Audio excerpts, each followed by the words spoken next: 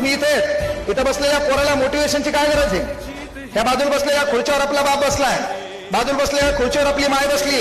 अरे मागली कंबाईनची परीक्षा आहे, येणारी एमपीएससी असेल यूपी असेल, या यूपीएससीच्या परीक्षेमध्ये कदाचित तू पीएसआय एसटीआय किंवा कलेक्टर झाली असती.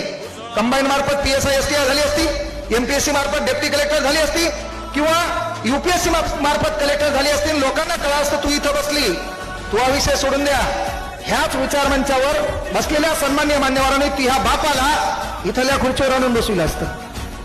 आणि राहिली गोष्ट, अनेक पोरं डायलॉग म्हणतात की मी गरीब आहे, मग असे प्रॉब्लेम आहे. गरिबीचं भाषण तुमचं सक्सेस झाल्यावर लोक ऐकतात, पहिले नाही. इथं एखादं पोरग सांगायला लागलं ना की माझी अडचण अशी आहे, मला शिकायचं आहे, अनेक अडचणी, कोणी ऐकणार नाही. तेच पोरग सक्सेस झालं का? विचार मंचावरले सर्व सन्मान्य मान्यवर त्यांचा सत्कार करतील, मी करेल, सर्व करेल. म्हणजे काय इथं प्रगतीला नातेवाईक आहेत, अधोगतीला नाही. म्हणून कामयाबी में दुनिया तुम्हारे साथ होती है, जब तुम नाकामयाब होते तो पूरी दुनिया तुम्हारे खिलाफ होती है. काही करा पण प्रगतीशिवाय पर्याय नाही. काल 31 मे तारीख होती, अहिल्याबाई होळकरांची जयंती होती. अख्ख्या महाराष्ट्रात साजरी झाली. का? चौकात चौकात लखलखती तलवार, हातामध्ये शिवलिंग आहे. काय?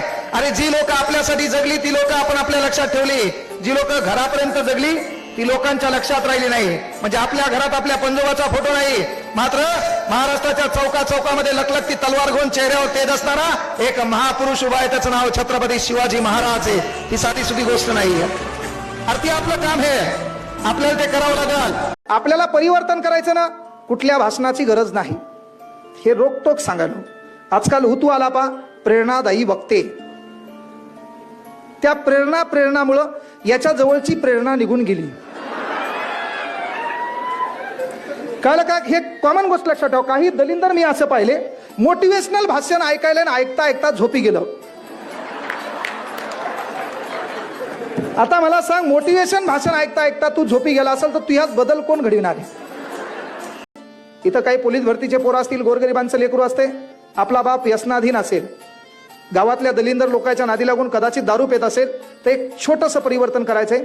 आपल्या घरातली एखादी मुलगी असेल गोरगरिबांची, तिचा बाप समजा महत्वाची गोष्ट व्यसनाधीन असेल, तर सकाळी उठल्यावर एक नवीन प्रयोग करायचा. आपण उठलो, आपल्या अभ्यासाला लागणार आहे, फ्रेश झालो, आंघोळ केली, आपला बाप घराच्या बाहेर पडणार आहे, बापाला 2 मिनिटं थांबवायचं आणि बापाच्या पाया पडायचं. लगेच जायचं, माईच्या पाया पडायचं. बापाच्या पाया पडल्यावर बाप घरातून जाताना 4 वेळा विचार करेल, मग लेकरू माझ्या सकाळी पाया पडलं होतं, मला स्वतःत बदल करावाच लागेल. तुमचा बाप नाही बदलला, आपलं नाव बदलायचं. आणि तुम्ही का पाया पडायचे? कारण बंद किस्मत की कोई ताली नहीं होती, सुखी उम्मीदों की कोई डाली नहीं होती, जो झुक जाते हैं माँ बाप के चरणों में उनकी झोली कभी खाली नहीं होती, उनकी झोली कभी खाली नहीं होती. आपल्या बापानं आपल्याला शिकवताना एकच इच्छा व्यक्त केली, माझ्या जीवनात जे संकट आले, माझ्या जीवनात जो संघर्ष आला, मला ज्या परिस्थितीला सामोरे जावं लागलं, येणाऱ्या काळात माझ्या लेकराच्या वाट्याला हा संघर्ष येऊ नाही म्हणून फक्त तुमच्या मायबापानं तुम्हाला शिकवायला लावले. तुमच्या पगारीतून लय काही मिळावं या उद्देशानं बापाला तुम्हाला शिकवलेलं नाहीये. नोकरी लागलेल्या पोरांना पण विनंती आहे, नोकरी लागले, शहरात गेले, शहरात बंगला घेतला आणि बाप गावाकडेच आहे, तर तू हा बी कार्यक्रम व्हा. हा रियालिटी आहे. कारण आपल्या बापानं आपल्यासाठी कष्ट घेतलं ना, तो एक स्वप्न पाहिजे.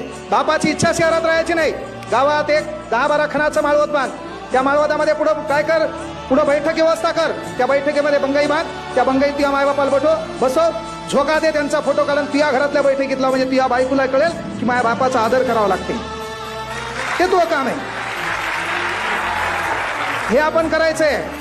आपण कोणावर आपलं जीवन उधार करायची गरज नाही. आणि जेव्हा आपल्या डोक्यात निगेटिव्ह विचार आला, अरे झक मारायच्या, आपल्या बापाचा फोटो पाहायचा, बापाच्या चेहऱ्यावर पडलेल्या सुरकुत्या पाठवायच्या, आणि त्या सुरकुत्या पडलेल्या वळ्या असतील आपल्या बापाच्या चेहऱ्यावर, तर हे बदलणार कोण आहे?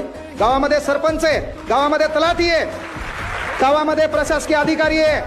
त्याच्या घरातले कपडे पहा, त्याच्या बायकोनं नेसलेली साडी पाहा, आपल्या माईच्या जरासा साडीचा विचार करा.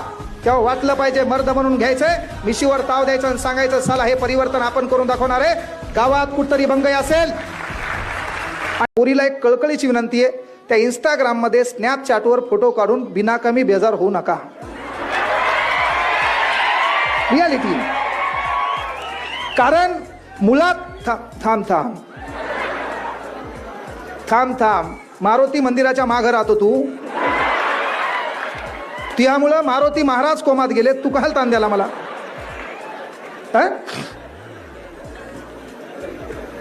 विनंती काय माहिती आहे का, आपल्या पोरी बेजार आहेत स्नॅपचॅटवर. तू कशी आहे अख्ख्या क्लास मधल्या पोरायला माहिती. तू कशी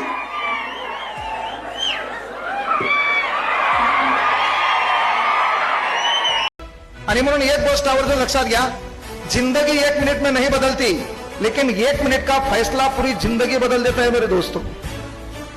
माणसाचा विषय 1 मिनिटात बदलत नाही, मात्र 1 मिनिटाचा विचार तुमचं पूर्ण आयुष्य बदलतो. आणि त्या 1 मिनिटाच्या विचाराने आपलं आयुष्य बदललं. कोरोना कालखंडामध्ये आपला क्लास गेला, किराया देण्याचे वांदे झाले, आपलं भांडवल होतं एक डायच, 2-3 मार्कर, शिकवायसाठी फळा आणि बसायला एक खुर्ची. तीही मालकानं बाहेर फेकून दिली होती. 34,000 रुपये किराया देता येत नाही म्हणून. 34,000 रुपये किराया देतात नाही म्हणून तीही बाहेर फेकून देण्यात आली. पण माझी इच्छा एक होती की आपल्याला लोकांसाठी काहीतरी आगळं वेगळं करायचंय. चला बदलतील दिवस, होईल काहीतरी. संध्याकाळी 8ला अभ्यासाला बसायचं, 4 पर्यंत पुस्तक हातात ठेवायचं, 4ला झोपायचं, 12ला उठायचं, जेवण करायचं आणि पुन्हा पुस्तक हातात घ्यायचं. लोकांना वाटलं तर कावीळ झाला असेल.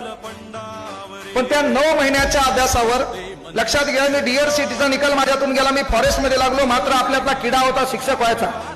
1 जुलै तारीख आली, वसंतराव नाईक यांचा जन्मदिवस आहे.